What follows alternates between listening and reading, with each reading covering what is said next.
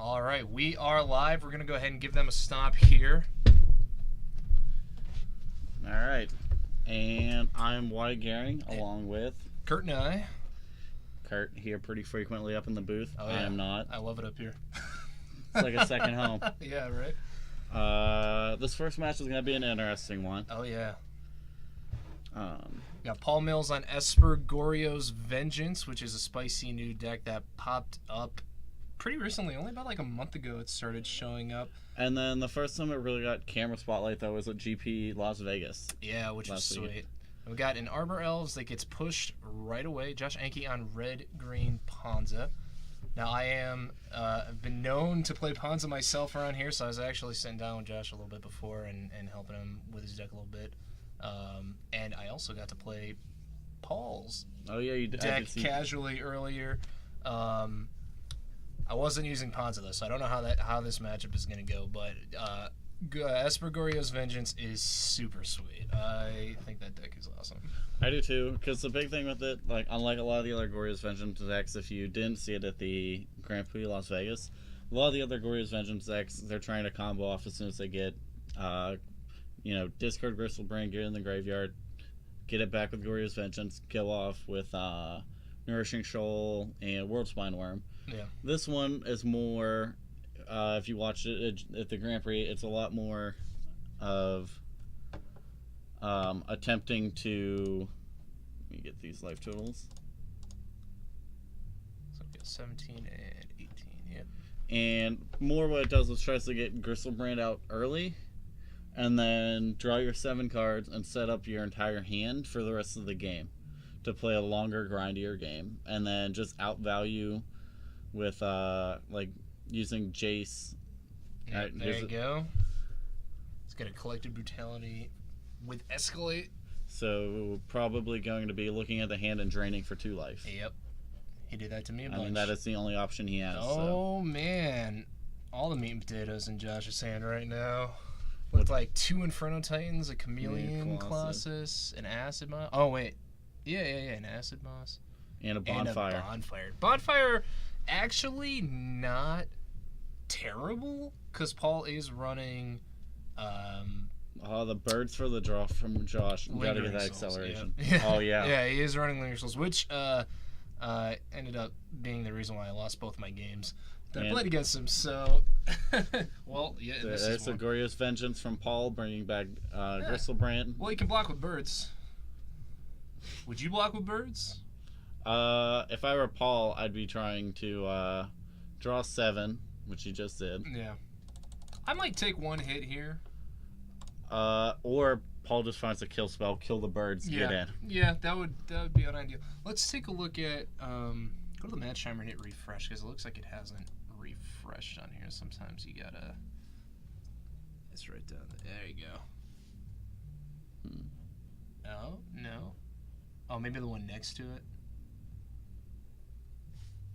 The loading thing right there. Yeah. There we go. We did it. We figured it out. We gave him a little bit of extra time because we goofed. But I don't think with these 2 decks, this should not take the full time at all. This should not be going to turns. Yeah, Ponza wants to ideally get like an Inferno Titan down on turn 3. Yep. And Goryo's Vengeance wants to get a Gristlebrand out on turn 2. So those are pretty quick decks. Looks like he's at 7. Yep. Yep. So what we missed while we were too busy fumbling with the time was the exactly what I thought would happen was Paul found himself a Fatal Push, yep. And then you played a land, Fatal Push the birds, get in there for 7. Blood Moon, not bad here. No. Cuts Paul off of doing anything. So that's why Blood Moon is going to be one of my favorite cards until the end of time. Until it's a basic island. Island doesn't get him there. The can Goryo's Vengeance with an island. Cannot. But we Serum have Visions. Yeah. All right. So I don't know how many basics Paul has, but he did. I know he's got at least 1 of each. I didn't see him get any more than that when we were playing, so I'm not sure. It's possible he might. It's possible he's got at least like 2 swamps, because those are the most important, Probably. I mean, I was about to pull up. I can probably pull up the list. I can't imagine Paul's being too much different from the GP Vegas list. Yeah, we talked about that. It's almost identical, except he's lacking the full 4 Lilianas, and he didn't feel like paying for one, he told me. So he made a spicy addition that he actually pulled on me, and actually worked out pretty well, as he's got a one of Gifts Ungiven in there. That seems fine to me. Yeah. I mean...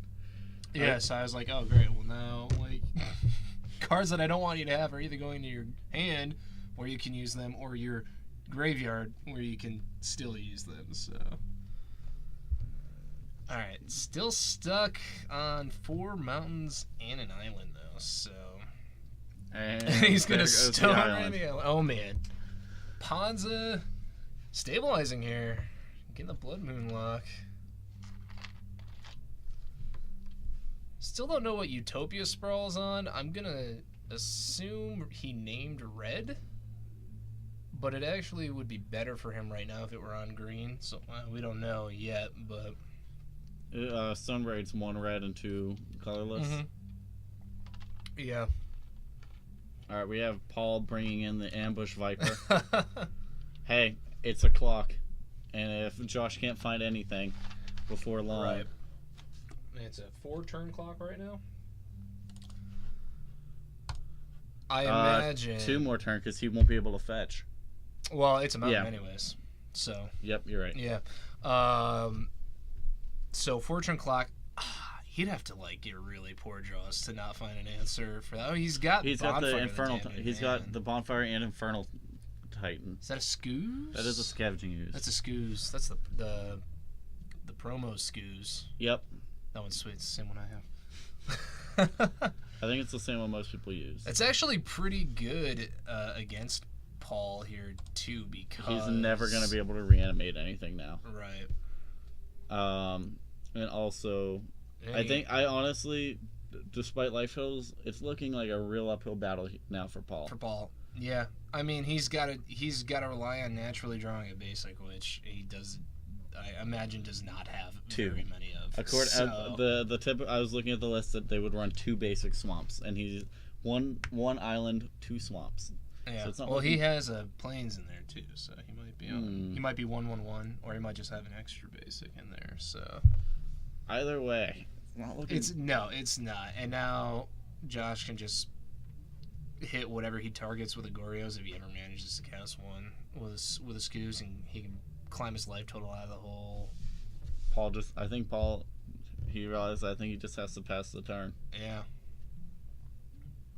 I mean, he's got enough life that he doesn't have to scoop just yet. And I wouldn't. Yeah. I would play it out and make my opponent see what he has. I'm not a fan of scooping.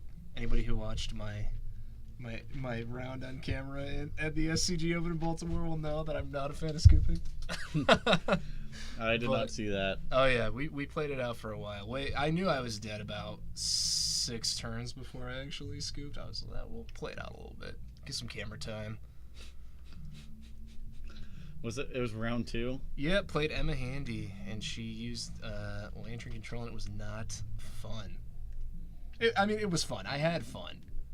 It was very frustrating. There's a bonfire. There's Bonfire finally on Snapcaster. Bonfire for... 1, 2, 3, 4. It's having 4 mana. That's odd. He only would need to tap 3 to do an X1. We'll see what he puts his life total to. Then we'll know. Looks like 1. Yeah, there you go. 1. Then Yep. gets in with a 3/3 Scoos. That's going to bring him to 13. Okay.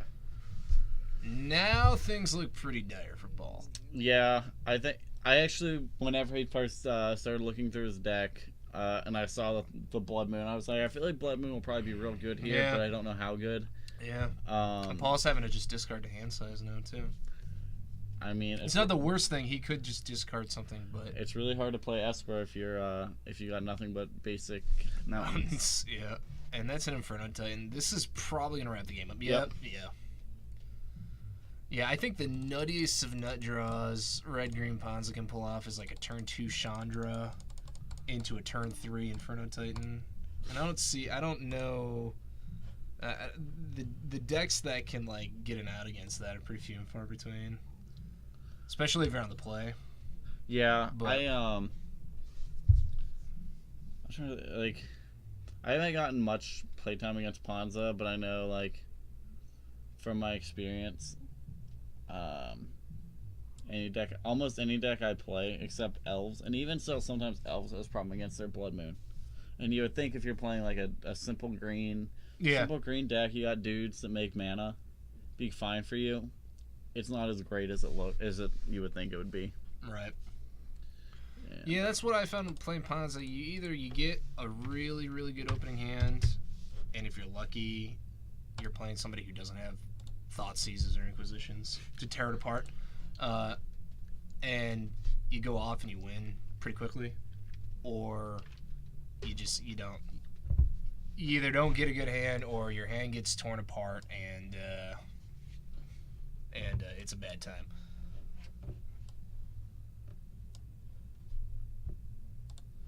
There we go. Bring the chat up here. Oh, this is gonna be loud, I bet.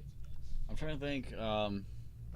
I know at some point tonight, were there any other decks out there that you were looking to get on the camera? I didn't see a whole bunch. I know that some people, I don't want to give away anybody's deck tech, but there's a few people that have brought decks that are new for them to play tonight. They're nothing. Yeah, they're not like Spikes. They're not any like crazy thing. I guess Ponza's probably these two decks are probably the closest thing to Spikes. I think no. Me and Kazu just went down to the food court, and he's like, "You're gonna want to put me on the camera tonight." Oh, I got a really sweet deck. Is he shaking things up a little? I think so. Oh, that'll be exciting. All right, well, we'll probably get Kazu on at some point then. The only thing I can say, I think it's fair to say, is before FNM started, he was looking for Foul Emissaries.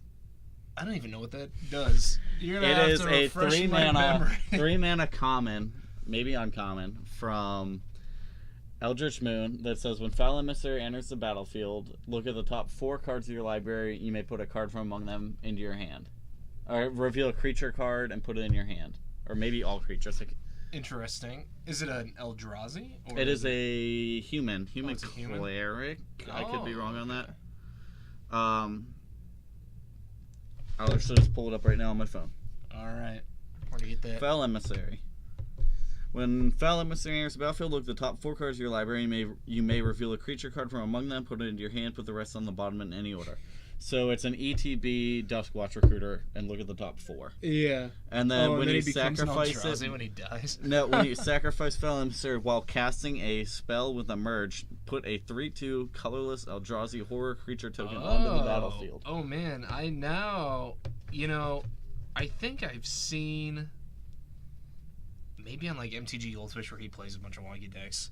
I think I've probably seen. I think deck that's Kazu gonna be mentioned about doing like I think he brewed most of this entire thing. Really? Was what he was talking about. I've seen a deck that I think might. I mean, I don't know because I haven't seen Kazu's deck, but I think it might be trying to do similar things with certain cards. But oh man, we'll have to wait and see.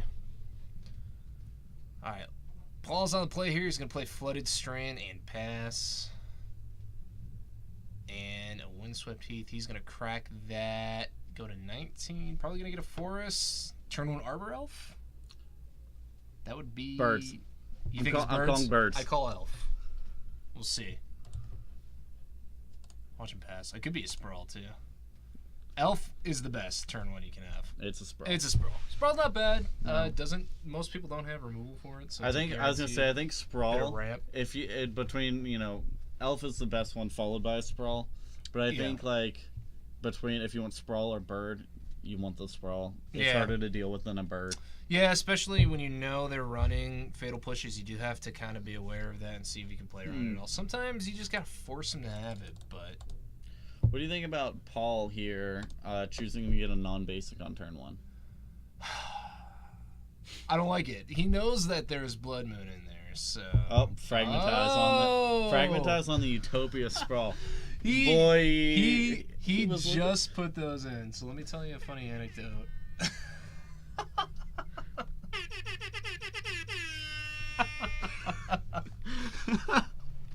So I was playing Paul. I was playing my blue-white control deck that I've got. And we didn't do any sideboarding, but my sideboard's got a lot of graveyard hate in it, right? Yep. So I was talking to Paul before we all started. I said, Paul, I was like, what's your answer to like a rest in peace? And he was like, oh, I don't have one. And I was like, you might want to have one. So he's like, I don't know, probably just grab some fragmentizes and put them in the Also works against Utopia Sprawl too. Actually, that hits Blood Moon too, yeah. Not bad. Okay, now he's getting some basics. My only thing is fragmentize is sorcery speed. It is. So you can't deal with the Blood Moon after it comes down. But he does have a basic planes in the deck though. Oh, maybe that would explain why I didn't get a basic, was because he had 2 more in his hand. Yeah. Although his discard on Liliana, he discarded a Goryo's Vengeance. Yeah. He might be setting up for a Jace. He could be. Yeah. If he plays a Jace next turn, uptick Liliana, and then activate Jace on the following turn. Not bad. Gets a flip. Yeah. Flip Jace.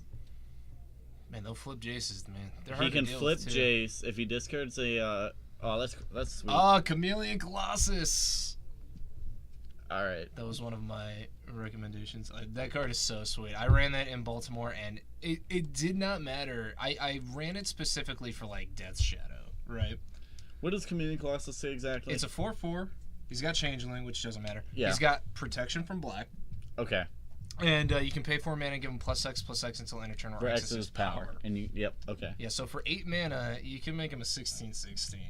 And getting 8 mana in Pawns is not that hard to do. I mean, even so he has 4. So he can make it an 8/8, which against Death Shadow a lot of times is enough to get through. Yeah. To win. I brought it to playing Death Shadow, to be honest, like the most common power that I've ever had in my Death Shadows are like 5 to 7. In that range, which puts you anywhere from 8 life. He can get bigger than a Tarmogoyf or a Tasigur if you're running Grixis. There you go. Makes him sack the birds. He's gonna be able to kill Liliana. He better kill Liliana. But I took if he doesn't kill Liliana, Paul is probably gonna have no problem swapping out a Liliana with a. Yeah. Yeah, I was liking Ponza, but it has a real rough time against Jund Death Shadow. Grixis Death Shadow, not as bad, but still pretty rough. And I was like, what can I do Scavenging Ooze to make Ponza any better? And I heard some talk on the internet about Chameleon Colossus, so I decided to give it a try. And let me tell you, dude, every time, brought it to Baltimore, every time that I got a Chameleon Colossus on the battlefield, game over. It felt great. It didn't matter what the matchup was. It always felt good. A 4/4, a lot of decks can't beat a 4/4, especially a 4/4 that can become an 8/8 instantaneously. That can't. If it's a 4/4, it's not going to die to a bolt. Yeah. And like the most prevalent removal spell right now is like Path or Fatal Push. You have to. It doesn't die to Fatal Push. I know. That's what I was about to say. It's so can't even be targeted. Yeah. Or terminate. It's Path or nothing. So. And if they're only Liliana down take if it's your only guy, but right, yeah. And that's why you also run Stormbreath Dragons, because then they can't do anything. Can't be Path. Can't be pushed. Is that Blood Moon in his hand now? That looks like it. I don't think he needs it though. All is dust, cough, cough. Yeah, well, not in an Esper Goryo's Vengeance deck though. So. Plus, Ponza doesn't really have to worry about any Tron matchup. Is this an Acid Moss? Yeah. Yep. Paul's reading it. Paul's probably sad because he's probably going to blow up his only swamp. No, he's blowing up the blue source. Really? Interesting. Okay. I feel like getting rid of the... Oh, he's just going to stubborn denial it. Alright, he's going to pay the 1. Yeah. Alright. Oh, Paul, it's got to make him have it, Yeah. You got to tax him. You gotta hope he doesn't notice it. Sounds like bad time. The deck he's running. Is this Sean? Yes, it is. Okay. Right? Yeah, this is Sean, right? Sean, if this is you, say hi. We love you. We miss you. Come back to us, buddy. I mean, He has been playing Eldrazi Tron. Yeah, That sounds like something he would say. it is. Eldrazi Tron admittedly fares better against Ponza than any of the other Tron matchups. Because you don't need Tron to win the game. You don't need Tron to win the game. But I mean, I played Eldrazi Tron round 1 in Baltimore, and it was just Brutality. it was a bad time because I just stone rained him out of the game, and it was doing Ponza things. But all I right. totally missed this attack on the. Oh yeah. Looks like he went to 11. Yep. My Alright. bad. Got. My viewers at Oh, he home. killed the Killed- Scoos. Killed the Scoos, made him reveal his Sees hand. the blood moon, but can't take the blood moon. I sound like a very bad person. Yeah. That's what everybody says about Ponza players. What did he draw? Oh, is that a Chandra Torch of Defiance in his Looks hand now? like it. Yep. I almost just. Play Chandra, uptick, make 4 mana, make him into an 8/8 attack. Yeah, you could. It's not bad. Like, I think that makes sense right now. If he has a counterspell for your Chandra, you're fine, I think. You're still sitting behind a... I mean, he has mana to pay for Stubborn Denial. Yeah. Paul's not running any other counter spells. I didn't even see a Stubborn Denial, so it must be a sideboard card, I imagine. Probably. I don't like Blood Moon here because he's already got the swamp and he can just crack the. I There feel we like I like the Chandra Yeah. pre-combat for the exact thing I had mentioned. Like, It's gonna tick it up. take it up, Oh, he's just gonna cast the Blood Moon. gonna cast the Blood Moon. I Okay. guess. Okay. Probably gonna grab. He's got to grab his planes here because I think he only has one island. Yeah, So. Yep. Paul just took There it 4 is. on that attack. So, Paul's at 7. Yeah, I mean, I think he's gonna. I don't know what he can do, unless he can sit on unless he gets like a Lingering Souls to block. But he also, Josh has Kessig Wolf Run, so it Yeah, doesn't like it really make a huge difference. He can make it an 8/8. Then he can use Chandra's uptick to get some mana, and he can just use. Give it no pump and just give it trample. Right. So I Yep. think he's got him dead. I mean, Unless Paul pulls out a path here. he can scoop. I think he probably will. He doesn't run path that I saw. Oh. So. Blessed Alliance. Make him sacrifice an attacking creature. Yeah. Oh. Alright, so it's going Burn to for 2. be 2 upstairs. I don't know. I mean, I only played Paul's deck twice today, and I didn't see any paths. It might not have been relevant because I was on Blue Eye Control. I didn't have any creatures anyways, but I don't know. Oh. Goryo's. Vengeance. What has he got to get back? Is it a Jace? It's a Jace. Well, he can loot and get a Planeswalker, not take damage. Oh, man. Well, I mean, he just can give it before- trample. 1, 2, Well, yeah, he's still dead, but 2, 3. He but can it's only still cool. yeah, because he can use nah, he's not quite dead. He could be a 1. No, he can be dead here. All he does is just activate, because now the blocker's gone. Oh yeah. All Josh has to do is activate Wolf Run, give the right, guy that's trample. exactly lethal because he And can pump that's- him to yeah. Like, that's all it takes. If Josh notices that. Yeah. Doesn't look like he does because he would have done it. I think the time has passed. Yep. You know, And- I've done that. I'm guilty of missing Kessig Wolf Run activations myself. Sometimes you. So- Oh wait, no, he can't even. He's got Blood Moon. What are we talking about? Hey. Yay! We're dumb. Yep.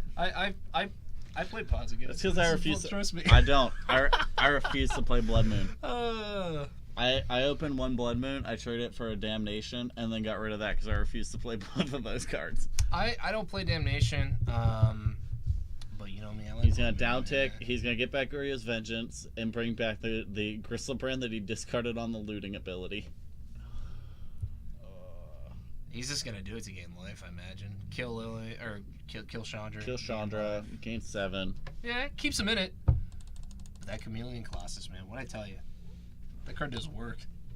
And then like if he draws like a fragmentize the Blood Moon. Yeah.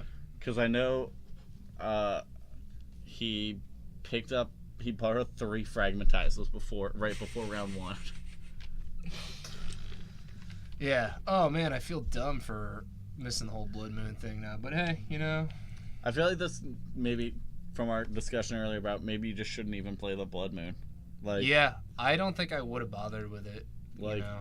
You play it. He has an open fetch. He can go fetch a basic, Right. and then he has 2 basics. At least not on that turn. I mean, if you draw a land or a dead card and it's the only thing you have in hand, you might as well. But he could have won the game there if he didn't have Blood Moon out. Yeah. So those are interactions you can say are easy to predict, but maybe they're not really necessarily that easy to predict. Wow. Paul Goes choosing to to draw. 4 to draw. He really looking for the answers there. Maybe he has paths and he's just trying to dig for one. Or, Lingering Souls keeps him in the game a bit longer. But he can't cast it. Yeah, he's got a basic Plains. And he's got a basic Swamp. Yeah, but he needs to get to 3 mana to cast it from his hand. He can't cast it this turn. But right. Gristlebrand will go away. Oh, yeah, I forgot about that. Yep. And he's got to do something here. We're going to see a scoop. What do you think? I don't understand how Paul was playing. Maybe he was trying to find the path. Maybe, I feel like he probably has to play path. Is there a path on that list? You looked it up. I didn't look that hard. Yep, there you go. Blood Moon, Blood Moon, Blood Moon. Sometimes Blood Moon just wins you the game. Sometimes it feels useless. All right. Like in a Ponza mirror.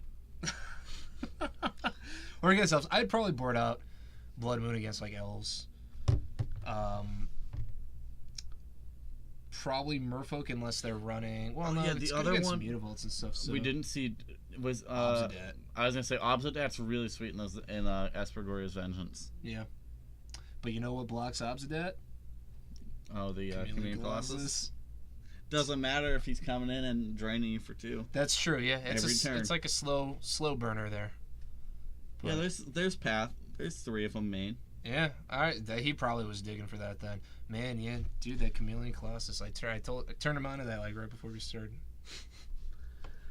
All right. I was like, you got to see this. You got to check this out. All right, so round 1 is gonna go to Josh. 2-0. Exciting though, because these are kind of like fringe decks right now. That was sweet. So, like I was actually going into this thinking Paul had it. Like I was thinking really good on Paul. I thought that. Sorry, Josh, when you rewatch this. Yeah, Josh. I mean, Ponza. I love Ponza. We were talking about it. We played. I played him on Wednesday night, and we had a big long discussion about Ponza. So he knows. He knows I got the Ponza love. But Aspergoria's Vengeance is super sweet. It can go off real quick. Yeah. So. Like we saw on Paul's turn there. Yeah. See, he's got engineered explosives. He was ready for the Blood Moon. Just couldn't draw what he needed. It looks like.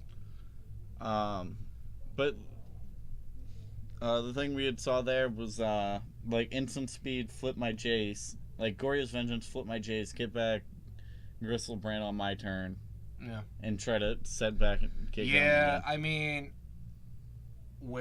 he had 1, 2, 3. I think he had 5 lands. So it was risky. He could have hung out at 11. Oh, and I think Paul they just realized that Fragmentize only destroys artifacts. Oh, I didn't even know that.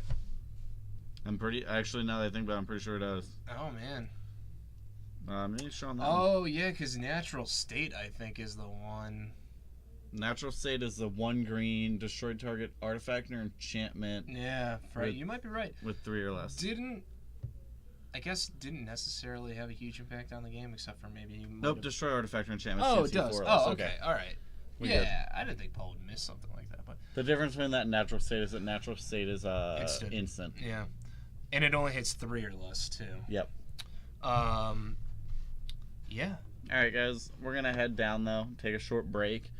Maybe get another guy up on camera, another round on camera. Yeah, they probably We'll see how everyone's we'll see how going. it goes. Didn't have a huge. LOL. What are you smoking? Is a disenchant. Yeah. I'm sorry. I was actually thinking about the new green instant from. Aether Revolt? No, it Or has from- cycling. It has cycling and only destroys artifacts. Oh, From yeah, Marquette. yeah. I don't remember. That's the name what of I it. was know what you're thinking talking about. All right, guys. Well, I'm Kurt. With me here I'm is Wyatt. And for everybody on Twitch and Facebook watching us, we are Four Horsemen Comics and Games here with Friday Night Magic Modern. We're going to see if we can find another match if there's one still going on, to wrap up the rest of round 1 here. If not, we will see you back at round 2, so stick with us. And don't forget, tomorrow, if you haven't heard, we have a rather interesting event tomorrow night. Oh, yeah, I forgot. Which is we're running a no ban list modern. We'll have a little thing up here in a sec. $5 entry fee, PM. starting at 6 p.m. Proxies are allowed too, so you don't have to go out and blow all your money on Jason the Mind Sculptors and things like Or that. Hypergenesis. Yeah. All right, guys, we'll be back. Or Treasure Cruise.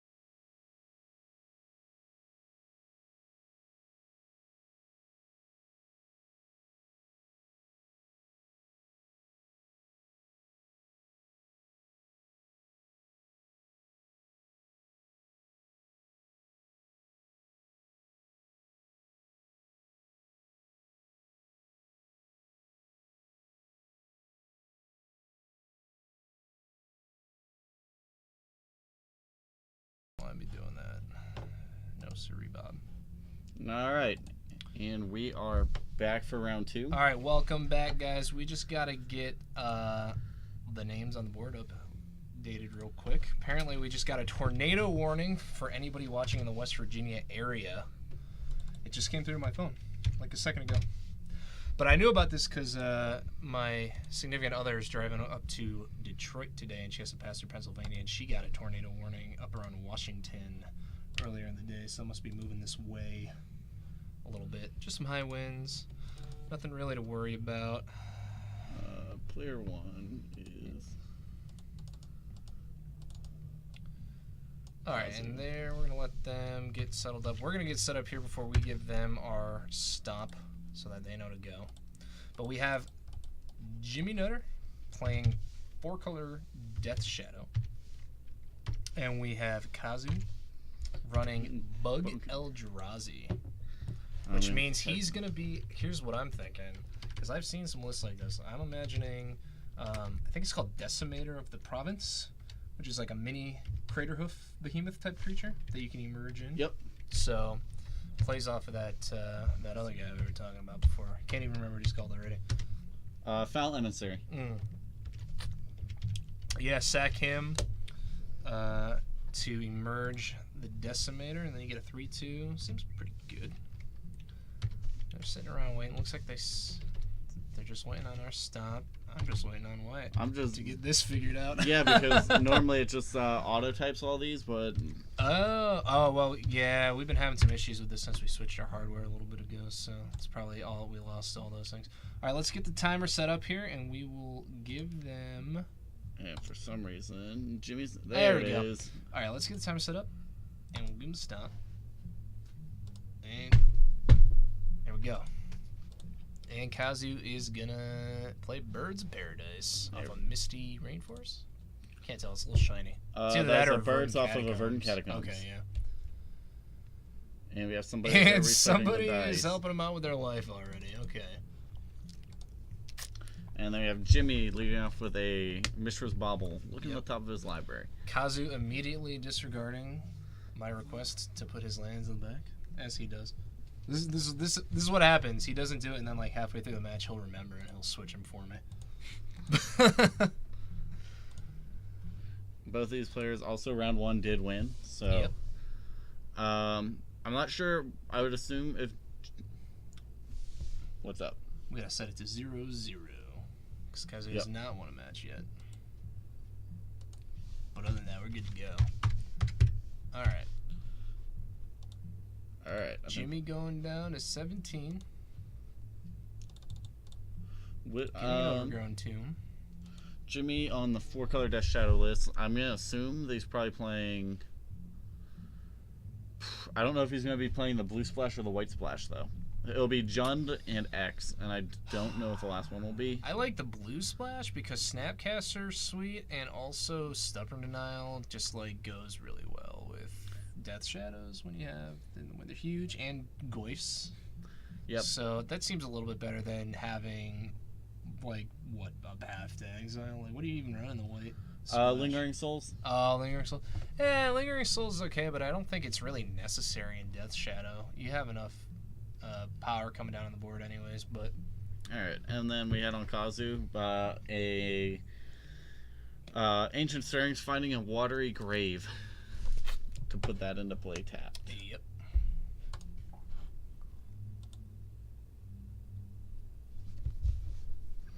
Alright, back to Jimmy. I did see he picked up a Tarmogoyf. He's probably going to play his Death Shadow first. Alright, we have a Fatal Push. Please spread those so I can at least read what they are. It looks like, is that an Eldrazi temple? Or is that an That's not an Eldrazi temple. That's what is... That's like one of the Ugin lands, right? Isn't it? The one that lets you like tap and gain 2 life for like each colorless could creature be. you control I mean, or something like that? I Or feel it's like tap that's 2, what gain kind of. 1 I for feel like each? that's gonna be what most of this is. Cause I know he was looking for a lot of just random emerge Eldrazi Yeah. for today. Just trying to put something fun together. I think that is Crucible of the Spirit Dragon is one that lets you get dragons back, right? No, Haven of the Spirit Dragon is the Haven. one that lets you do that. Crucible of the Spirit Dragon is the one that lets you put charge counters on it and then get rid of charge counters to play any color for dragon spells. What about Sanctum of Ugin? That could be it. I'm gonna look it up. I'm gonna do some investigating. We're gonna find it. Yep. I know I have Ugin's banned, so it can't be that. Then we have Jimmy Shocking going down to 12 now because he Thoughtseize, and I've been terrible with these life totals. Yeah, it looks like Sanctum of Ugin to me. Yes. Oh, that's one that lets you. Pay 2 mana. No, that's one where you cast a colorless spell, convert mana cost 7 or greater, you can sack it. And get Search another library. one. Yeah, that's So it. it lets you chain Elder Deep Fiends and stuff like that. Your big emerge Eldrazi, it lets you chain those. Yeah, and that land does get used in like Eldrazi Tron and stuff like that a lot of the time. Alright, Sometimes now- in regular Tron too, because you can like cast a Karn and get an Ugin. Alright, so let's get back to the game because there's been a lot going on. Specifically, now we have Jimmy, who is down to 8. Yep. Playing a Death Shadow, gonna get Fatal Pushed. Yep. Um, Oh, hear that rain. Kazu with the Ancient Strings. Let's see if he's gonna find an Eldrazi finally. Yep. Looks like a Matter Matter Shaper. There Reshaper. we go. Gonna play the Matter Reshaper. Say go. Maybe he'll merge something off this Matter Reshaper. Flip the top card. Flip the top card, then go get another. And alright, just a casual Goyf and Death Shadow. How big is this Tarmogoyf? It's probably. I saw a creature, instant, I can't sorcery, read that. land. It's probably 4 or 5 at least, probably 5, 6 though. I would venture to guess. Yeah, a little hard to see that dice. It's a singular, so it's a die. Thanks, buddy. Where would I be without you to help me out there? Oh, there is a Cavern of Souls, probably on Eldrazi, I imagine.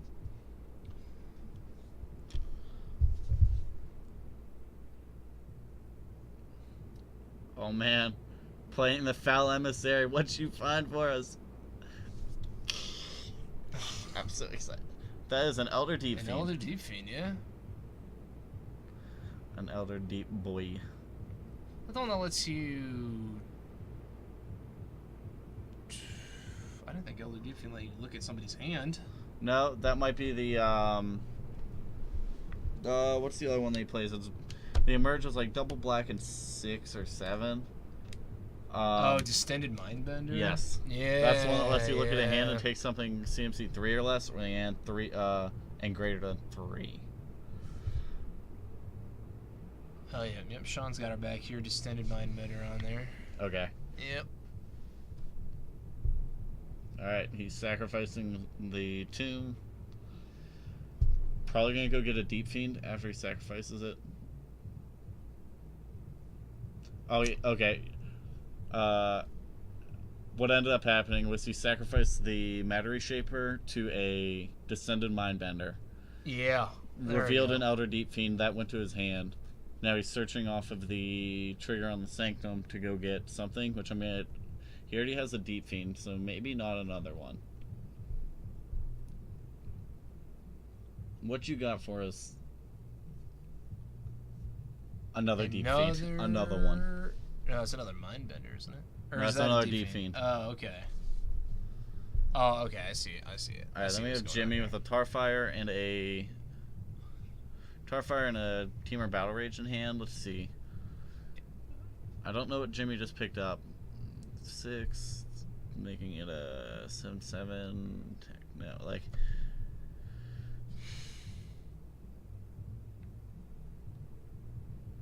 Let's see. Jimmy, how big is Descended Mindbender? Is it a 5/5? Let me look that up for because I don't know. I should just get a tab up on. We'll just get a tab up here. I can look these up. All right. Got It is it. a 5/5. 5/5. Yep. All right.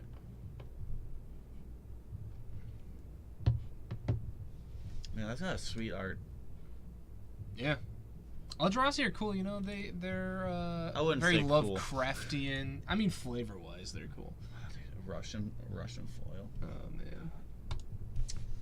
Yeah, flavor wise, very like Lovecraftian. Eldritch Horror, which is probably why they used the name Eldritch Moon for a Magic set that is almost literally just Bloodborne with Planeswalkers.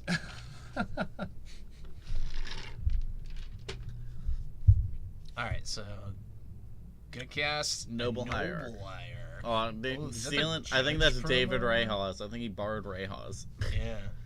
That's the Judge promo, right? Where Yep. it's got the old school border on it. Yep.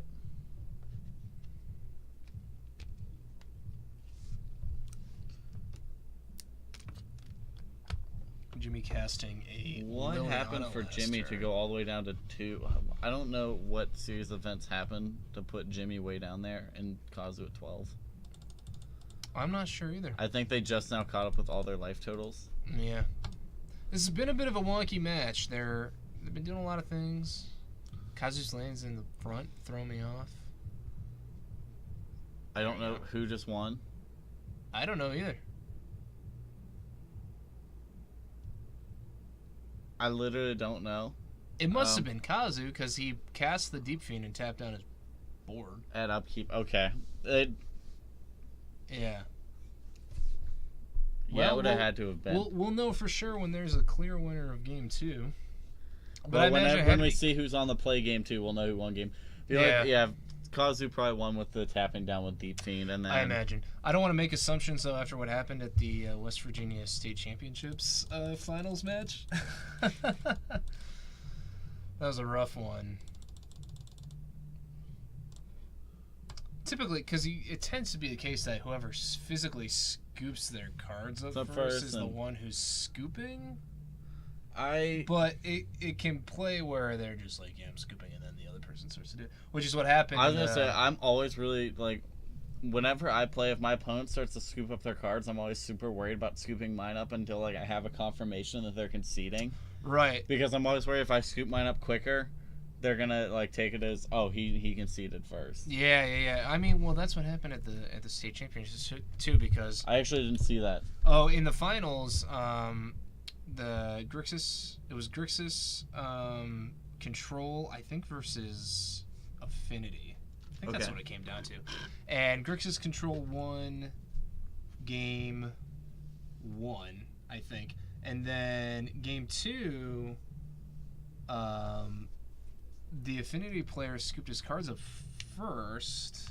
Okay. So we thought that he conceded and that the match was over, but he had actually had a better board position, so it was kind of confusing. And the Grixis player was the one who had actually scooped game 2, but he just didn't do it first. quicker. So Okay. then we were all ready to get done, and I went down there. We were going to grab him because we thought he won. And he was like, no, we still have game 3 to do. Yeah. Okay. And then everybody in the Twitch chat lost their minds because it's Twitch chat. We had a lot of people watching that day too. We had a couple, at one point, almost 200 people watching.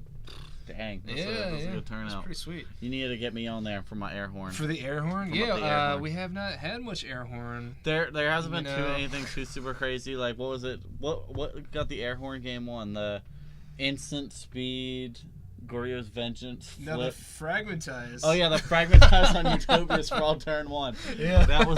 That's the only thing that's Yeah. that was what warranted an air horn so far. Yeah, Sean, oh yeah, that was hilarious to watch. So bad. I agree. In my defense, we had been commentating for like almost 12 hours, but I know it's hardly an excuse. But yeah. Or was Sean talking about the fragmentized play with the air horn? No, I think he was talking about. What He was said it? that was hilarious to watch. So I'm assuming he's talking about states, which it was hilarious. There was after that happened, the Twitch chat was pretty divided between people who were raging about how terrible Ryan and I were, and people who just thought the whole thing was hilarious. So, all right, Like, still sideboarding here. there are some channels on Twitch I love tuning into just to read the chat. There are other ones that are, okay. Yeah, But there's some that, like, if you like Magic streams, tuning into the chat sometimes is like the worst thing you can ever Yeah. do. I've heard, and I didn't get to watch it because I was in this match, but my match in Baltimore against Emma Handy that was on Twitch, I heard from people who were watching that the Twitch chat comments were Amazing. Were pretty funny. I think it was a mix of everybody making jokes about my last name, which is Nye, so there's a lot of Bill Nye jokes. All right. People making jokes about my name, and then people raging about how poorly I was playing. And I mean, that's fine too. I was gonna say, I was expecting like her after she beat you, people be like, "Wow, she took that match pretty handily."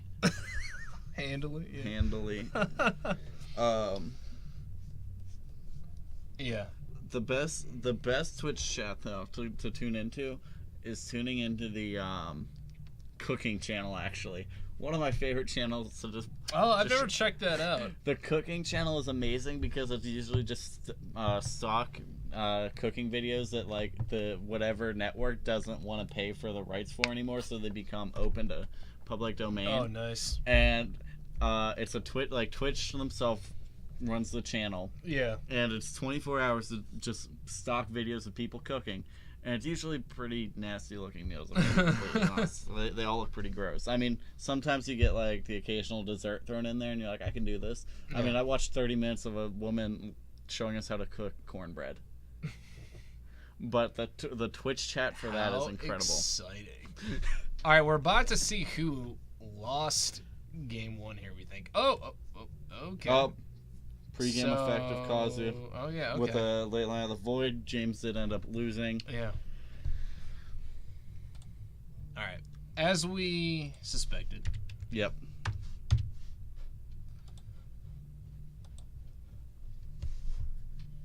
All right, so... Yep. Jimmy takes himself to 18, cycling a Street Wraith.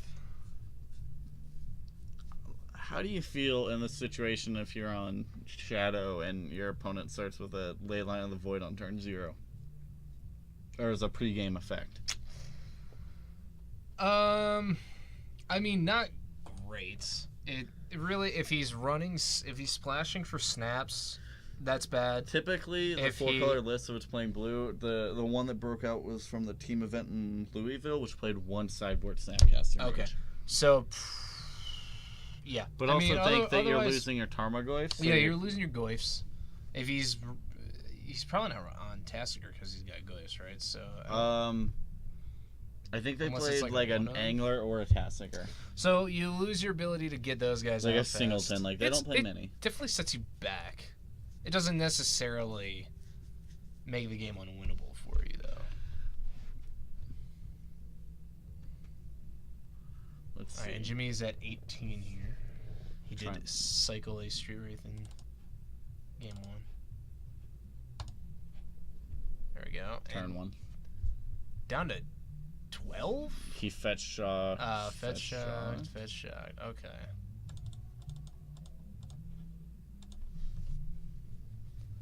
So cast a 1/1 Death Shadow here.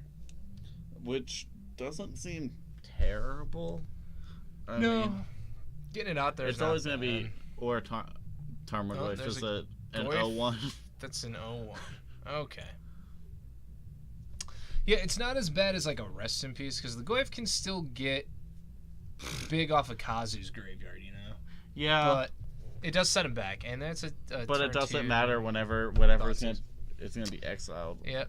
Looks like a snap, We have a Death Shadow, some lands. 2 land snap, Death Shadow, and a Yeah. Teamer Battle Rage. No reason to worry about the Snapcaster, really. Yep. Both players deciding to be gentlemen here, I imagine just play with their hands revealed. I mean, they are good friends. I mean, I've Yeah. done multiple road trips with them. Yeah. I Probably my two, those guys with Brian Huffman, the ideal crew for going on trips with. Yeah. But this is looking like a real Alright. uphill battle James right now. down to 8. It looks like, or is that 9? That's 8. He That's just took 8, he just took 4 from this Thought Not Sphere. Yeah. Let's see what Eldrazi Sky Spawner A Sky Spawner. and a Matter Reshaper. Oh, just some casual Eldrazi. Sacrificing the Sky Spawner token to make 1 mana. Yep. To do that. We have another 0-1. Yeah. I mean, they could get big. Kazu starts sacking stuff to emerge. They'll be a 1-2. There'll be a 1-2. This is looking pretty uphill right now for Yeah. young James. Man, I hate Eldrazi decks, though. I mean, they're Yep, good. Reality Yeah, there's a Smasher. Reality Smasher. So he's gonna take 2 in the air. He can block. He has 3 toughness to block. Yeah. So he can block he's- Reshaper. He's not dead, but I mean, he's basically He's a dead. 1. Yeah. Is there anything that gets him out of this? No. Like a damnation, maybe. But like, You can't even he pay doesn't 2 even life, have- Jimmy. Oh. I mean, he's Just going out on his own terms. Can't even cast it. You're still at 1, Jimmy. What was that, turn 4? Yeah. Cash. I think you can still do that. It's not pay to life. No. It says I thought it was just you lose 2 life. you on Once the- resolution, yeah, on you lose resolution, 2. yeah. Yep. So, That's not a shock land, you're right. yeah. Thoughtseize is 1 word. Gather knows what I'm trying to do anyways. I guess. Yeah, so you use Yep. 2 life. Yep. It probably even says it in the rules text on the bottom. Yep. All right, so Kazu's going to take it 2-0. 2-0. We probably have enough time to try to find another match for this round. So we'll probably pop down there and see if we can get anybody else into the feature match area for the rest of round 2. If not, stick around because we will be back for round 3 in a little bit if we can't find anything. Yep. I mean, these rounds tonight have been going pretty quick. Not as Yeah. high of a turnout as I've seen in the last couple weeks, but We're doing Yeah. 4 rounds though, so yep, still enough for 4 rounds. Yep. 4 rounds of Modern. we'll be here. Maybe we'll get the typical Tyler Claypool match. I don't know how many times I've tuned into the stream. We always have Tyler Claypool on here. We should do it once, just for fun. Get him in here. Maybe we'll get him in here for the rest of round 2. We'll see how it's looking though. Yep. All right. We will be right back, either with some more round 2 or possibly with Round 3. Yeah, round 3.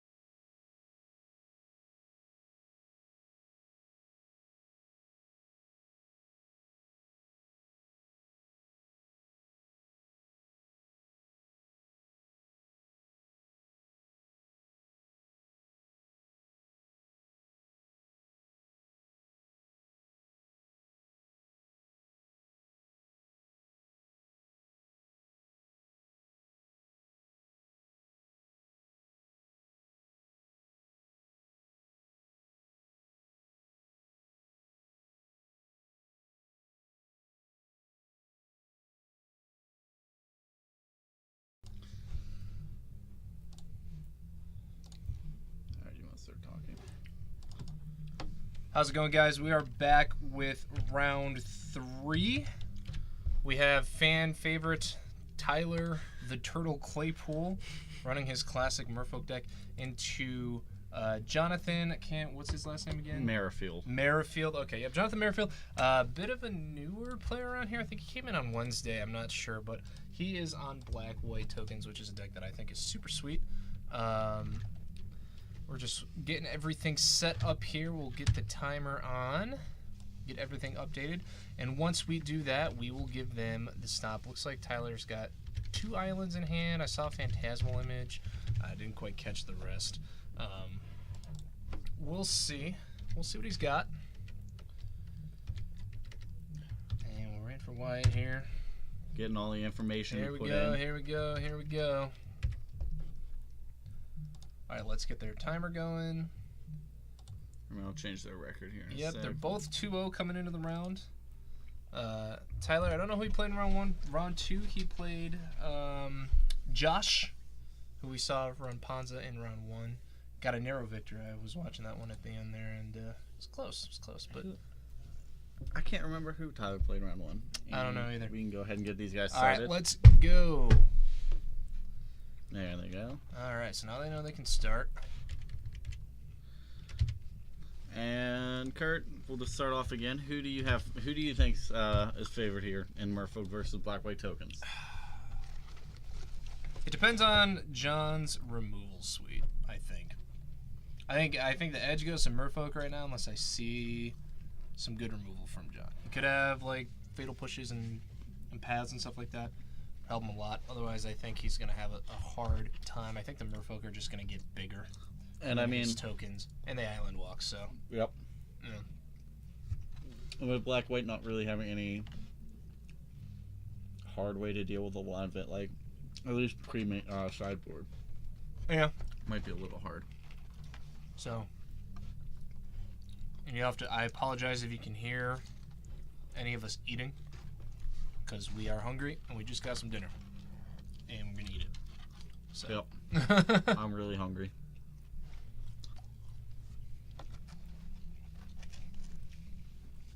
All right. We have turn. John looked like at the end of Tyler's turn, fetching, getting a tapped Godless Shrine. 2-0 Turtle Eyes. You know, we like to make Turtle the butt end of a lot of jokes, but he uses the Merfolk deck a lot. He ekes out some wins with it. He's not bad with it. Well, sometimes Just he's not wait. bad with it. Just wait. I'm just kidding, Tyler. Yep, the Seas claim. All right, let's see what the response is. Respond and I think, what is it? Raise the alarm. He's gonna respond to raise the alarm. Violent curse catcher, counter it. All right. All right, Tyler. And another one. Wow. Another one. Boy. Well, it's Tyler's game to lose right now, but Yeah. we'll see what he follows up with. He's got Master of Waves in his hand. I didn't see the rest.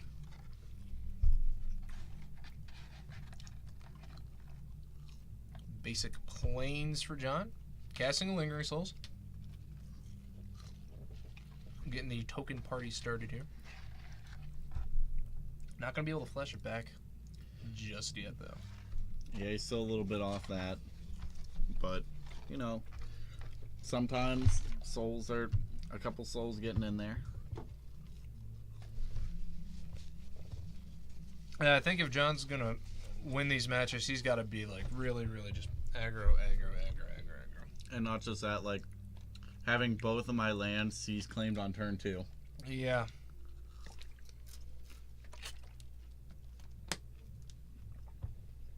Alright, we have a Phantasmal Image and a Master of Waves from Tyler's hand. That's a Master of the Pearl Trident. And we have a Master of Oh, Waves he has in Master hand. Waves in hand. You're right, he does. So we'll probably see Yeah. at the end of John's turn, Tyler violin the Phantasmal Image. I don't even think he'll do that. This is a move Tyler likes to do. He's gonna attack with the single.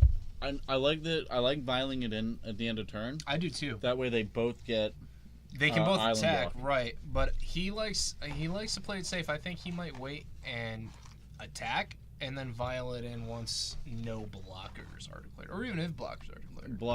Blockers can be declared since this one doesn't. have Right, Island block yet. true. So.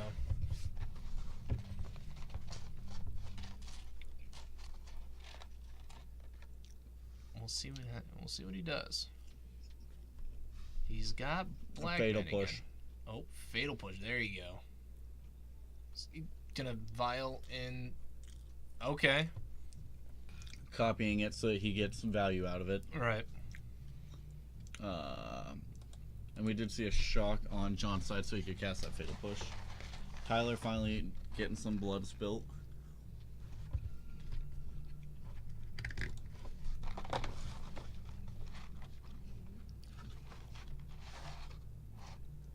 And Mirror Regery. Right. That's a zealous persecution in John's hand too. Oh. Is that the one that gives his creatures +1, and his opponent's creatures -1? Neg one. Yep.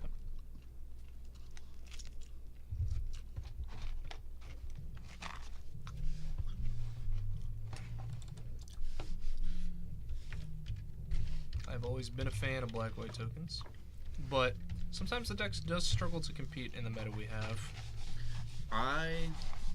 The image is copying a Master of the Pearl Trident. Yeah.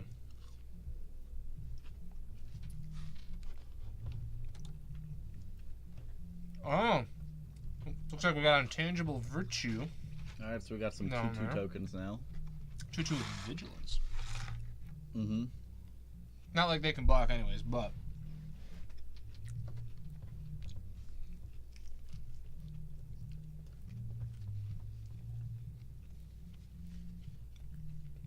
The violin.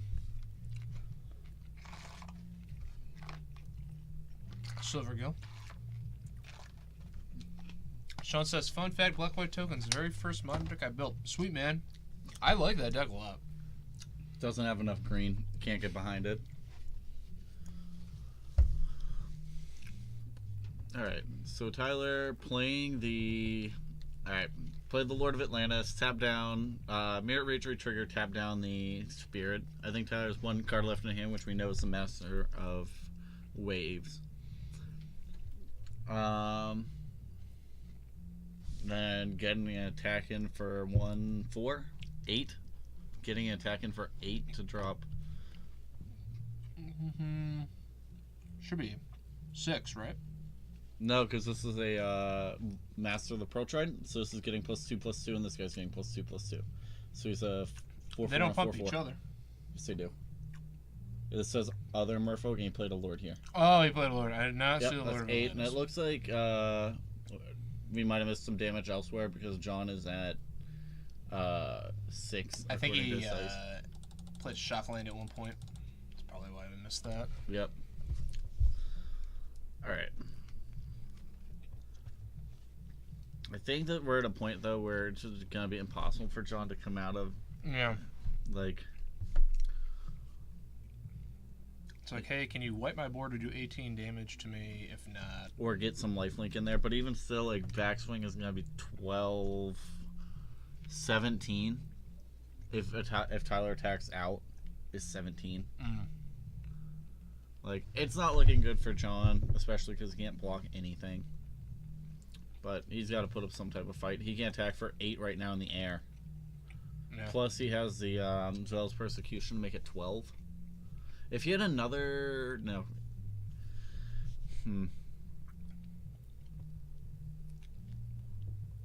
Let's see. Tyler's considering a block here, which I think if he does, John's going to like that because he'll make... Yep, Tyler's side, -1, his side's going to get +1/+1. So his tokens are going to become 3/3s. And Tyler's Lord is going to become a 3/3 as well. Well, They'll trade Oh, yeah, with the soldiers, yep. with the soldiers. Whenever that dies, if he blocks with a Silvergale Adept, state-based effects after the Lord dies will kill the Silvergale Adept. Right. And then Tyler will be simply left with a Mirror Regery and a Phantasmal Yeah. Image. I don't like this black here. I mean, Tyler's at 18. I probably would have just taken the damage and swung for lethal. Fun fact, and this came up when I was watching the end of Tyler's And that's round. exactly what happened. Yep. When I was watching the end of Tyler's round 2 against Josh on Ponza, Mm-hmm. and talking to them about sideboarding a little bit, and Josh told me he was not reading all the text on Chameleon Colossus and boarded it out. And I was like, nah, man, look, Tyler plays the Lord of Atlantis, all of a sudden Chameleon Colossus is a 5/5 with Island Walk. They become a 10/10 for 4 mana. It's pretty beefy.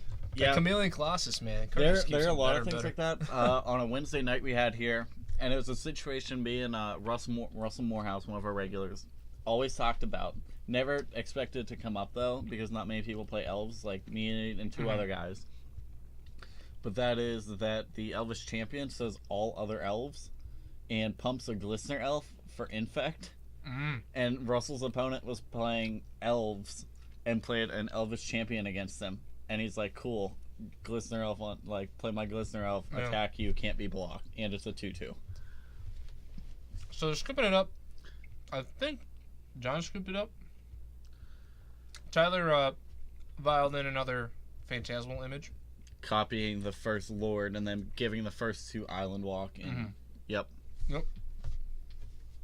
Which is a while. I actually looked it up to make sure. I just thought you could, because Phantasmal Image does not target. You can bring in another Phantasmal Image naming whatever the first like the same creatures what the first one is. He had options, because he could have just copied the Mirror Regery too, and the effect would have been the same. But it wouldn't give the first attacker Island Walk. It wouldn't give the other Lord Island Walk, which was what was relevant, so he could get through. Turtle 1 despite his misplays. Yep. I think it's a rough matchup for black-white tokens. I do too. Like we had just talked about at the very beginning. Like, I'm gonna assume John. I don't know what black-white usually has on their sideboard, but I'm gonna assume that there's like Damnation. I hope it's some type of manner of board wipe. Yeah.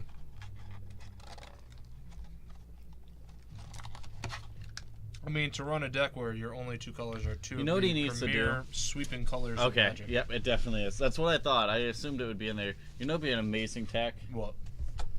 I don't think you're ready. He needs to. All right, he had Marsh. Is this a tech that he's got? No, this is gonna be a sweet tech that I'm gonna say he should be playing. Oh, okay. All he right. needs to be playing a singleton like Temple Garden or an Overgrown Tomb, so you can fetch it, and then play Choke. Fun fact: Choke, the only behind Ronus, because Ronus was in the set, is the only green invocation, solid green invocation. We also have Maelstrom Pulse. Oh yeah. The Choke is gonna be an invocation. I'm so excited. Why not? Well, I guess if your own lands or islands, you don't necessarily want to boil. No. But choking them out is almost the same thing. I mean, so why not boil? Boil's more hilarious. But I play green, and so although I'm not against boil against Tyler, I mean, let's be real. A lot of times I always know Tyler's gonna be in the shop for a modern event, so I always, no matter what deck I play, have a Boil sideboard choke. Yeah, boil. You think he just scoops to a boil? I bet Tyler would scoop. I bet he'd scoop to a boil.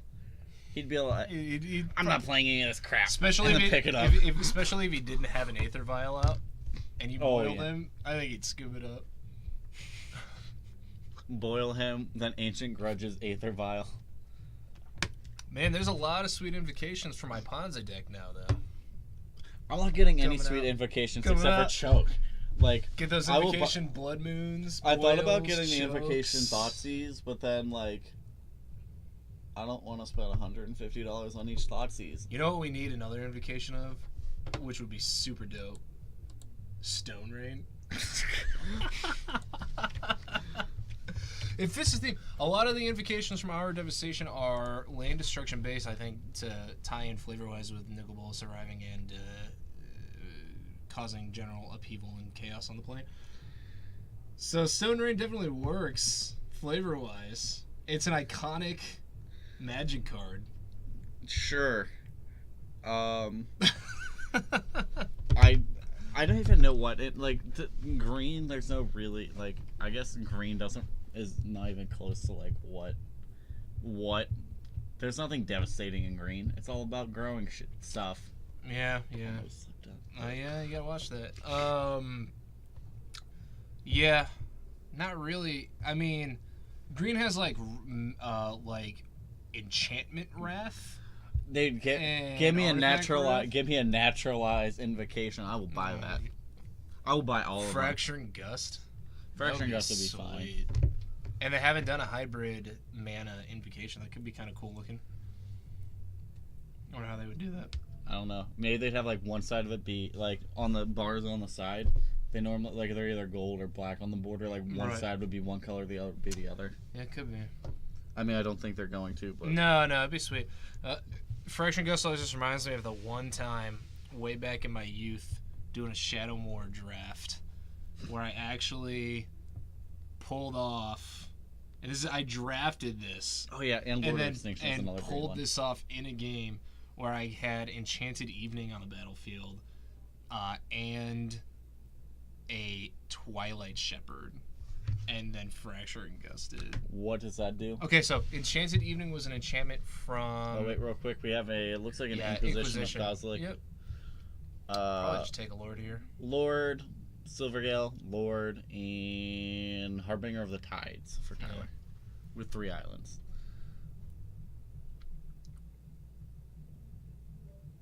Okay. Taking out the Harbinger. Takes Harbinger. All right, so Probably has answers to the other things. Yeah. So Enchanted Evening, it's a 5 mana enchantment. It's 3 hybrid blue or white and 2, I believe. Okay. And it makes every permanent on the battlefield an enchantment. Okay, Okay. I can get behind this. Yeah. So you have that out, and then you cast.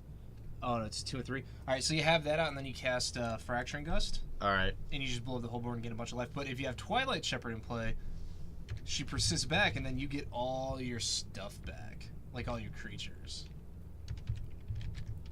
This is the good old days of Lorwyn Shadowmoor shenanigans. Yeah. Okay. Yep. Pulled it off in one game. It was ridiculous because you blow up every permanent on the board, but you get all your creatures back, Yep. and you gain like boatloads of life. And your opponent probably just concedes. Yeah. I mean, I just drafted Mountain Way. Shadowmoor and Eventide drafts were hilarious because the hybrid mana made it so easy to just draft like 3 or 4 colors and only have to use like 1 to 2 one in the to mana two, base. like land types in the mana base. Yeah. All right. Did John keep a 1-land hand? It looks like it. He did. It looks like he fatal pushed The Lord, the which would be Master expected. Approach, yeah. Keeping it on 1 later though, I don't like. I mean, If Tyler just gets like a Seize Claim here, or Spreading Seas, like it's. I don't like saying game over, but it's looking real. It's an uphill battle for John. yeah, and I've kept more than a couple 1-land hands where I talk myself into doing because I go, man, if I draw 1 more land, that'll be really sweet, and like my hand will be awesome. But it seems to always be the case that you never get that land when you need it. I can't tell you. I mean, I play a lot of decks that are like, oh, I can keep this 1-land hand, Yeah. and even still, it feels bad. Like Yeah. elves, playing elves, and I've got 5 1-mana elves in my hand, 1 land. Yeah. I still feel bad if I have to keep it. I would consider if I were like on the draw and I'd already mulliganed to 6 and I had a 1-lander, because then you can at least scry, and that can help you a little bit. But I don't like keeping 1-landers at all. All right, and then we have Tyler just beating down for Yeah, it 1, does 2, not 3, look 4, good for 5. John here. I don't 8. think he can do anything with 2 Putting- land. Well, was that a land? I couldn't tell what that was. It looks like a land. Looks like a. Oh yeah. Yep. Atlas Shrine. Isolated Chapel Oh, has to Isolated come into Chapel. play tap because he doesn't control a swamp or a Oh plains. man. 1, 2, 3. Or no, that's a 4, shambling 5, vent. My bad. 6. I think he's just No, that's dead. an isolated chapel. Unless he's sitting on another fatal push. Like, Because this should just be lethal. Yep. All right. yep. Tyler cruising to a 3-0. All right, I can't even talk smack on his plays there. Like, that was exactly what made Yeah. sense. I mean, Merfolk is a pretty linear deck. You I feel like pretty in much John's have- where John was at though, I feel like on the turn 1 on the Inquisition, he probably should have taken a Lord if he only had one kill spell. Yeah. Like Harbinger, all right, it bounces a token. Right. It's not gonna do much. Yeah, and just it always sucks when you lose a game On one like, land. On one land, yeah, or if you like flood out. But I don't keep one landers anymore. As a rule, I have to ship it. I'll keep a one lander if I've already like mulled to like. Let's see. Tyler brought 4 or out 5. a Dismember. That seems fine. 2 Master, a Phantasmal Image, and a Aether Vial. We'll see how it is. Could Maybe bring in 4 Spell Pierces. Yeah. Never played Burn then. Yeah, I like Burn as a concept, but I'm not a huge fan of the deck itself. It's not like a deck that I think I would enjoy piloting. Burn is a cool deck to pilot the first time you pilot it, and maybe for like a week. Yeah. I played Burn. I tried it. I went to that side. I went to that side for For the Burn about... set. I mean, Burn is one of those decks that's always going to be hovering somewhere around being like one of the top decks. Well, yeah, you'll win with it, right. Burn will always be relevant, like Affinity, but I don't think I would enjoy it. I'd rather play something that I enjoy that has like an okay chance at winning than playing something that's definitely going to win but that is not fun. I would probably be singing a different tune if I were playing an event where there was like a huge amount of money on the line as a prize pool. I don't think you could convince me to play Burn even.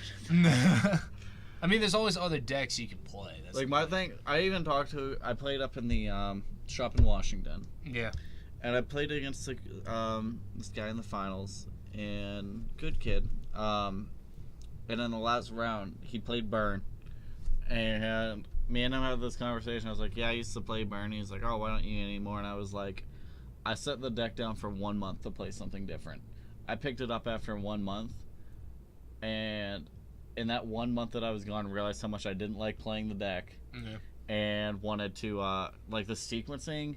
Like, most people are just like, oh, you throw Burn at their face. There's sequencing that's really sometimes super relevant on which spell you should play. Right. And I had made a couple mistakes in the first round of Friday Night Magic with it, and was already disgusted with the deck, and never wanted to touch it again. Yeah. All right, let's bring it back up to the booth. We haven't done that yet. Back up here? Yeah, we'll let everybody get a gander. Oh, hey, everybody. It is me. And all right, we're back up here. We have some time left in the round. We might be able to pick it up, but it's been the decks that are getting played today are all pretty quick decks. So the rounds are wrapping up. I actually would have pretty expected quickly. the last round with Merfolk versus the tokens to be a little bit longer of a game. But I mean, Yeah. I guess if your opponent doesn't have if you had 1 land for game 2, Yeah, it's gonna be real hard. I think we'll pop down there. We'll see if we can get anybody on. If not, same thing. We'll be back for our 4th and final round. Thanks for sticking with us, guys. And there's one, and the other thing with everything's been moving fast. Every round we found cameras been at 2-0. Yeah, that's Tonight. true. It has. Yeah, people have been cruising for bruising. All right, guys. All right, we'll be back.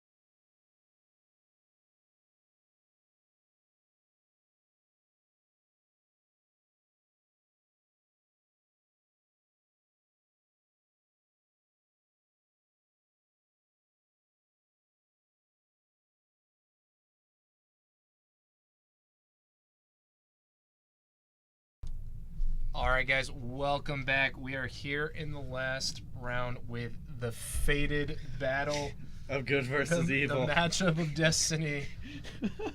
Turtle versus Kazu, both 3-0. We got some merfolks versus some Eldrazi. I wonder which tribe is stronger. Probably, I don't even know. I don't know. Lore-wise, Eldrazi for sure, but I mean, Seas Claim and Spreading Seas alone might get there this game. yeah. All right, looks like they're ready to go. We're gonna go ahead and give them the stomp so they can start. We got the timer ready here. Yep. Go ahead and give the All stomp. right, we'll give them the stomp, and there we go. Excellent. Okay. Looks like Tyler got the play to start off. Plays a basic island and passes the turn. And Kazu plays an Eldrazi Temple. Here comes Spreading Seas. Seas Claim. Oh, man. He has 2 Seas Claims. Oh no, it's another white bordered island. Oh, man. What is that boy doing? Some foils, some non-foils. That's okay. He's got a turn 2 matter reshaper. Nope. Eldrazi Sky Spawner. Thanks for giving Kazu. Thanks for giving me blue. Yeah, right. Well, I mean, would you rather have a turn 2 Sky Spawner or a turn 2 Thought Seer, though? I mean, I think I'm satisfied with either, but Yeah, I mean, either's good, but I think the Thought you'd probably rather have the Thought I mean, probably, but in most scenarios. Tyler, he's at 16, so you could play that Dismember on the Sky Spawner. Not a huge fan of that. And thank you, Sean, for agreeing on that mana base. The 1 foil, 2 white borders. He was Spreading Seas on the other one. Oh yeah, Sean cares. When I was Sean's teammate for the Team Grinder, he was all over me about my lands. So to be honest, one of my favorite things to do though is play non-matching lands. Oh yeah, it's great for As the long as they're tilt foil. factor. If you want to like do the tilt factor, get your as long as opponent they're all foil, I Yeah. don't care. I should start doing that. I should make sure that no 2 lands in my deck are ever like the same. Different art, different set. Like I do. If I'm doing 3 colors, I need 1 of each basic. I do an old border foil, a regular border foil, and a full art foil. All right. Kazu chose his Mew for this battle. Getting in there, Freeze. the 1/1 Scion. All right, so guys, just casual 2 double Orb Atlantis there. That's fine. I think Kazu has a fatal push if he has black mana. He So, does not. I Right mean, now he could. If he gets it, like, Yeah. He can make triple blue. He can make 4 blue. he can make quad blue. He can play Faded Infatuation this turn. Yeah. If you don't know what I'm faded, do you know Faded I Infatuation? don't actually. Oh no, is that from Theros? Yeah, I Born do of the know Gods. that one. Triple blue. Put a token on the battlefield as a copy of a creature you control. If it's your turn, scry 2. Nice, yeah. Add instant speed. Based on the story of Narcissus or whatever, which is where we get the term Narcissus from. He was so beautiful that anybody who looked at him fell in love, but he thought everybody else was too ugly, so he wasn't interested in anybody. But then he wandered by a stream, and there was a nymph that was all mad because he rejected her. So she. Oh made man, him see upkeep, gonna bring in an Elder Deep Flash tap an everybody Elder down, Deep, yeah. sacrifice your. Oh my, get out of here. Tap down the. Tap down the lands. Well, tap down Free the lands and lands, tap down kill the that. that guy. Yeah. Kill it. Nope, doesn't get anything off the matter reshaper. He just draws an Ancient He just Stirrings. draws the Ancient Stirrings. All right, play a Curse Catcher. Yep. Can't attack now.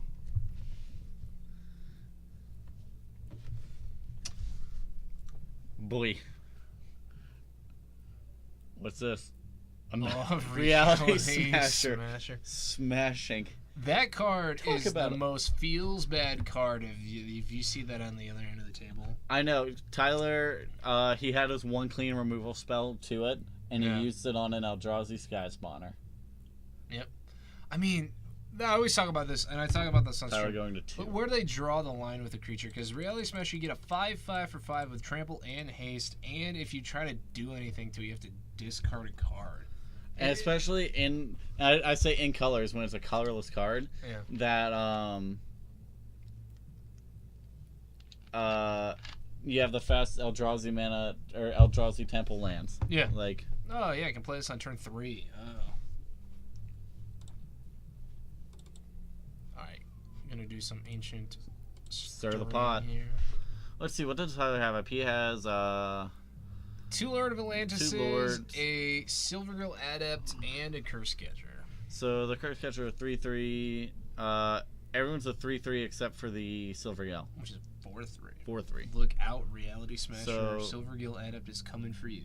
Just kidding. It's not Yeah. big enough. I mean, if Kazu finds an Eldrazi Sky Spawner, that just locks the game up, I think. Couldn't quite see what he had in that's hand. 12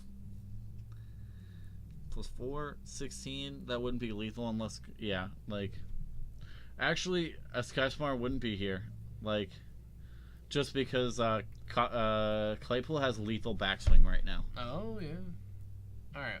Well, he's... Like, Kazu has to attack and force blocks, otherwise Tyler untaps and kills him. Yeah.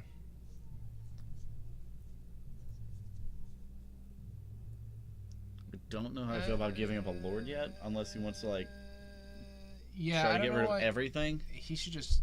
Oh, he's gonna... Oh, he wants to trade with the Reality Smasher. Which should only be... Oh, no, it would kill, too, after the one Lord of Atlantis After the dies. Lord dies, the Silvergill becomes with. And he's just gonna turn around and cast... What is Foul Emissary. Oh, Is okay. that yeah. boy? What did he find? I mean, he pulled it aside pretty quick. It's a Thought Knot Seer. Seer.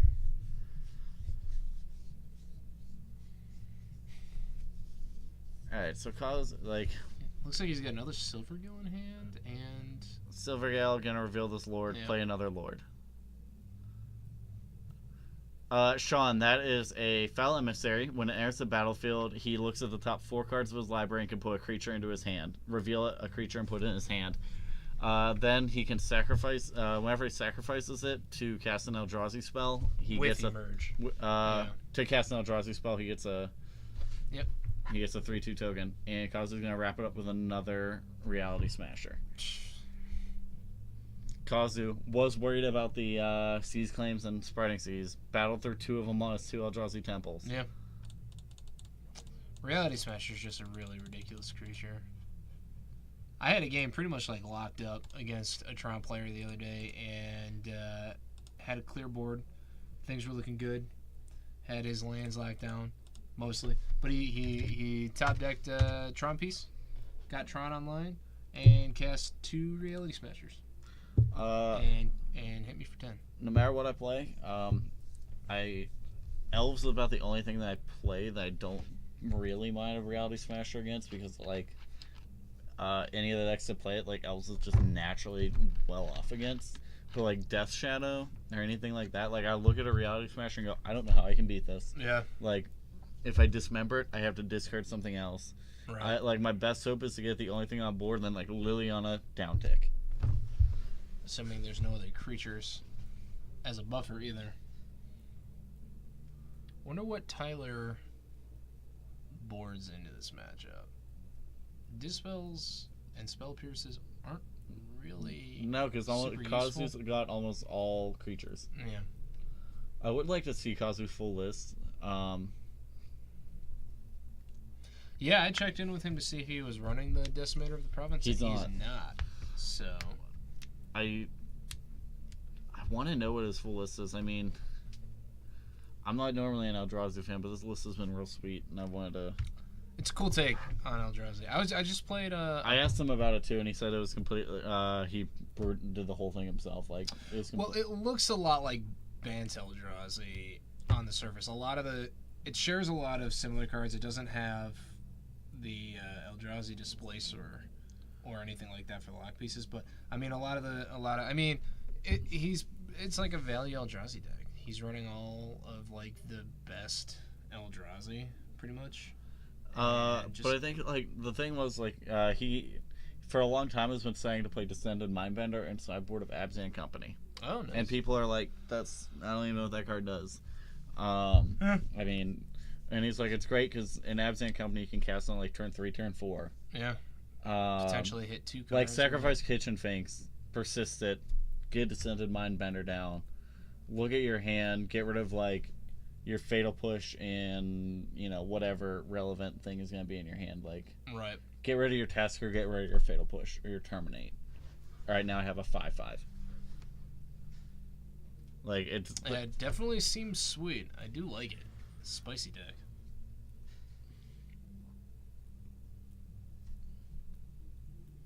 We'll see. He was looking for a few more cards, so it's not completely fleshed out yet. But I mean, it might be. He might be borrowing the pieces. he's borrowing a needs lot right of people. now. He's borrowing a lot of it from Jimmy. From Jimmy? Yep, from Yeah. Jimmy Nutter, who was on here earlier. So we'll see. I think he's definitely got a sweet deck. I think he's planning on playing it in the Open down in Roanoke in next weekend. That's an invitational. I think. Invitational. Planning on playing that down at the Invitational in Roanoke next weekend. Yeah, I talked to him a little bit, and I think it might be an Invitational / Open. Like, Invitational starts Friday, and that's an Open on Saturday as well. that'd be cool. I might be making my way up to the Open in Syracuse in August. I'm thinking about going with these guys. They asked me if I wanted to go with them down to Roanoke, and I want to go, but like, I probably won't play in the main event. Like, I would go to just hang out with my dudes for the weekend. Yeah. I mean, Syracuse seems cool because, I mean, Syracuse is fairly close to where my parents live. okay. So I'll be able to just go up there and stay with them, not have to pay for a hotel or anything like that. And I know I used to work in Syracuse for a little bit, so I know the area pretty well. I think we have Birds of Paradise for Kazu. Yep. It looked like we had a Dismember for Tyler, and he's gonna have Silverdale, Reveal, probably Lord, Master. Master Waves, yep. Draws another island. I don't know why I don't really like revealing Master. I feel like I'd rather reveal Lord Yeah. because like you're not gonna play the Master for a while, You can so expect a Lord to show up. it's too, that's the possible thing. like this Master's not gonna show up for like could be the last card in his hand, and he's like, oh cool, I know he still has the Master, Right. but like a Lord, he's like, all right, well, I'll just play the Lord. Looks next like he turn. does have a spreading season hand too. Again, probably trying to hang on to it for an Eldrazi Temple or something like that. Probably about the only land I'd really want to hit Like with it. I might talk to Tyler after this game and see why he chose to reveal the Master, not the. My guess is he was not giving it a ton of thought. That would be my first guess, Yeah. but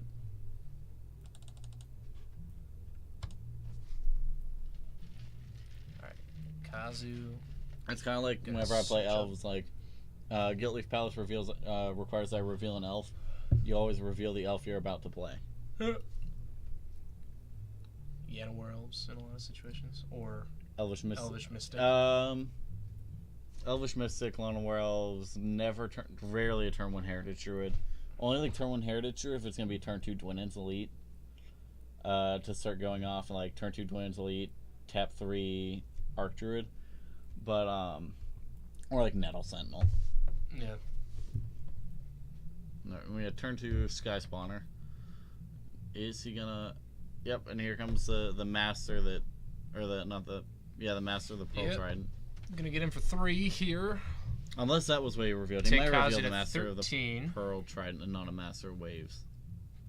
It looked like a Master Waves. That's what I thought. I mean, I could be wrong. You could be wrong. I mean, I could just go down and ask them after this gets over, Yeah. too. Alright, and Kazu's down to 13 now.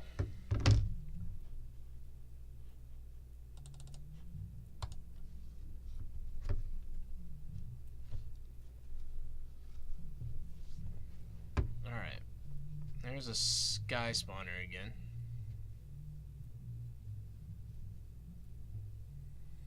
Don't see why he didn't use his Cavern for that and leave a blip.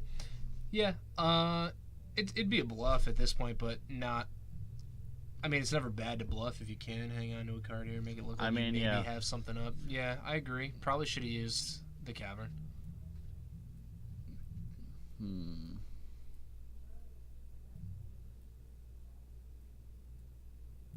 Is that an engineered explosive, I think, in Kazu's hand? Right, yeah. A bluff is better than showing so nothing. I Yeah. 100% agree with you on that. Noble. There's a Noble. Gonna Attacking get in for for 3. I mean, I think Tyler has a Dismember in hand, so like either way you can cast it off of the cavern. It would actually make more sense in this situation to leave open cavern, because They might think you have nothing. think you And have then nothing, you you got can- Dismember. But Yeah. do we think that Tyler was next level enough to do that? I'm gonna say no. I don't think he thought that one. I don't think he thought that much. Um, No offense, Tyler. I just hope he saves that Dismember for like a reality smasher or something. A relevant threat, like, or Thought-Knot Seer. Yeah. Explosives on there's 2. Explosives on 2, which is gonna be bye Tyler's board. Yep. And nothing on Kazu's board gets touched by it. Nope. 0, 1, and 3.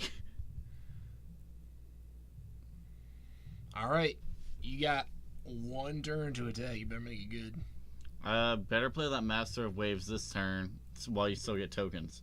Yep. That'd be sweet if Kazu had an extra mana available, and like in response to the trigger, below your board, get 1 token. Yeah.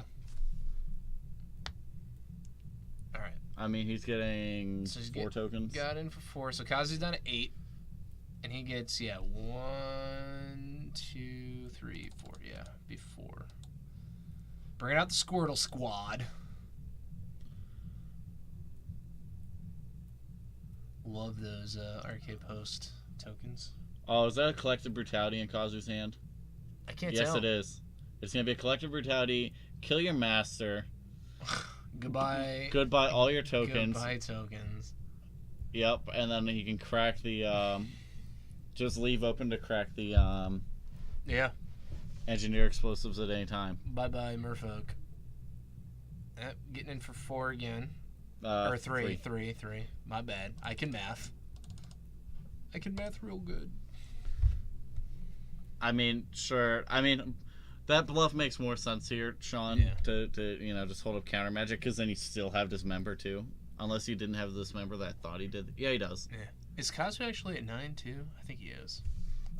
Yeah, because I think Yeah. he might be at 9. I think I mathed wrong again. It's been a long day. Oh, All yeah. right, Spreading Seas on the Lana War. I don't He's just gonna get blown up. denial it by. I mean, he played for the cantrip at this point. He's gonna get blown up by. First of all, it like does nothing on that land card. Second of all, it is gonna get blown up by explosives. Yeah, but I mean, I So- feel like it would make more sense on the Watery Grave here, just because if Kazu wants to use that for color, he has to pay life. Yeah. But, all right, he's gonna sack, blow, Engineer Explosives. Yep. Yep, And he what do can we have in still hand? hit for 3 a turn. Does he have a? Did I see that right? Another spreading Another seas one. on the same land. All right, Yeah, I agree with you. I probably would have gone for the watery grave. make him pay. Make pay him pay life. life. I mean, I guess it doesn't matter. He's got He does have enough 2 guys that Birds make of mana, Paradise like- and things yeah. he had a Fatal Push in hand. I think he just drew. But if I saw it right, it looked like he looks like he has another Sky Spawner in hand right now, Yep. and I think he has I can't tell what any of an those are. Octopus. Eldrazi Elder Octopus. Deep Fiend? Yes. He's gonna dismember the. Dismember the Sky Spawner again. Okay. Well, Maybe he doesn't have an Octopus, because I would have expected him to respond. Now it looks like he has a Fatal Push and a Matter Reshaper in hand, though. in and a addition Sky to that. Spawner. Yeah, here Yeah. comes the Sky Spawner again. Get another dude.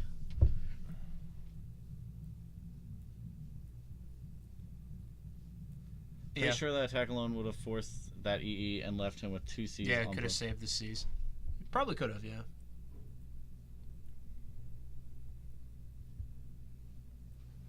I can't see what Tyler has in hand, but I know one of those cards is an island.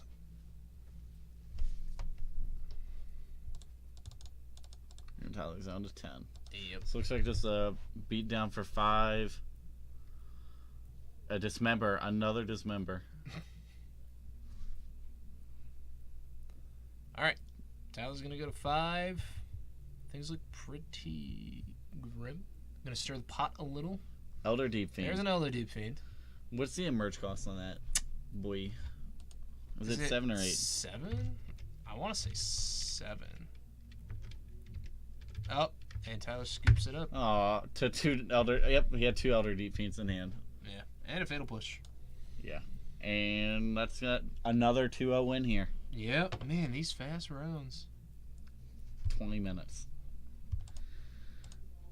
And that's going to be it. Kazu, you're a winner tonight with Bug Eldrazi. Oh, yeah. Blasting through the ranks.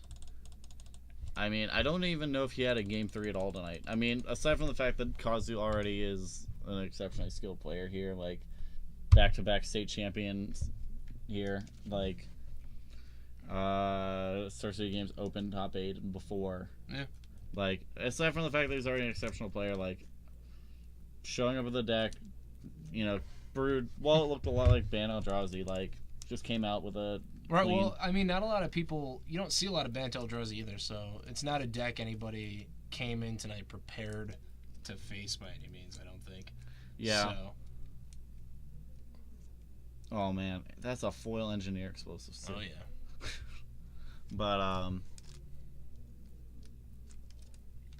All right, well, most of these matches are going fast, so I doubt we're going to be able to find another one.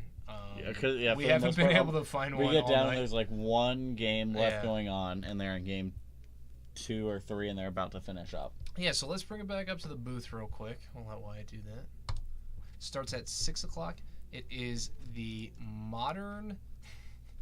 It is the modern no ban list event. So there is no ban cards. You can bring in any kind of deck you want. Anything that is...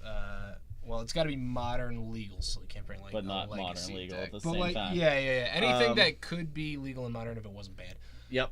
And proxies are allowed because we do know, we don't want anybody running out and spending, hundreds of dollars on band cards just to come in and do this. It's $5 to join. I don't know what the prize pool. I know it's in store credit. looks like. Is it store It credit? is store credit because I Yeah. read that whenever I saw the event. Yeah, so come in and get some store credit. I think it'll be fun. I'm Yep. not sure if I'm going to be here or not because I am working. I know I'll But- be here. It starts at 6, so I definitely will be here playing in it. Yeah. I mean, there's some cool things. You can play Treasure Cruise again. Yeah. Cruising for a bruising. Play some Old Storm with some Ponders and some Preordained. And Rite of Flame and Seething Song. Seething Song, yeah. Git Probe. Yep.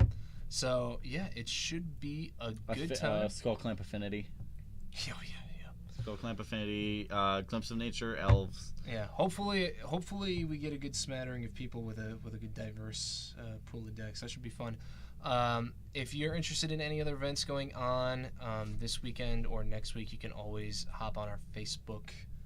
Is it just Team Four Horsemen?